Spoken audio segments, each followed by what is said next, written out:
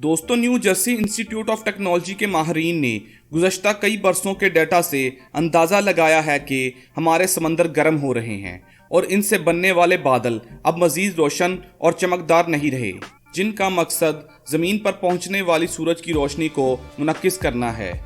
माहिरीन का कहना है कि अगर ये सिलसिला जारी रहा तो सियारा मजीद गर्म होता चला जाएगा। इसके अलावा इन्होंने जब चांद को मुनव्वर करने वाली ज़मीनी रोशनी का बगौर मुतालिया किया तो मालूम हुआ कि 1998 के मुकाबले में निसफ वाट फी मुरब्बा मीटर रोशनी कम हुई है।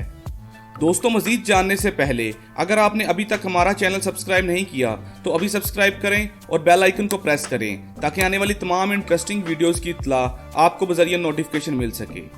दोस्तों, जैसा कि आप लोग जानते हैं कि ज़मीन हम तक जितनी रोशनी मुहैया करती है, इसे हमारा सियारा 30% मिकदार में खला में लौटा देता है। ये अमल एल्बेडो कहलाता है। इस तरह ज़मीन से मुनक्किस होने वाली रोशनी में निसफ फीसद कमी वाक़या होती है। ज़मीन के दमकने का इन्हिसार इस पर पड़ने वाली और दोबारा मुनक्किस होने वाली रोशनी पर होता है, जिसकी वजह जानने के लिए गौर किया गया तो मालूम हुआ कि मशरिकी बहरुल काहिल के ऊपर कम बुलंदी के हामिल बादलों से टकरा कर लौटने वाली रोशनी में कमी वाक़या हो रही है। माहिरीन के मुताबिक इसकी वजह क्लाइमेट चेंज है, जिसकी बदौलत उजले बादल कम हो रहे हैं और समंदरों की सतह का दर्जा हरारत बढ़ रहा है, जिसकी वजह पैसिफिक डेक्टल ऑसिलेशन भी हो सकता है, जो बहरुल काहिल के आबो हवा में तब्दीली की वजह से रोनुमा होता है।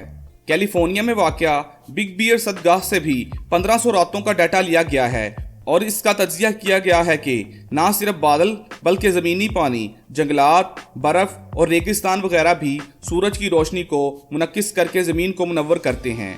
ताहम ये तहकीक अभी तक जारी है। इसके बारे में मज़ीद मालूमात हासिल की जा रही हैं और वो मालूमात जैसे ही हम तक पहुंचेंगी हम आपसे ज़रूर शेयर करेंगे।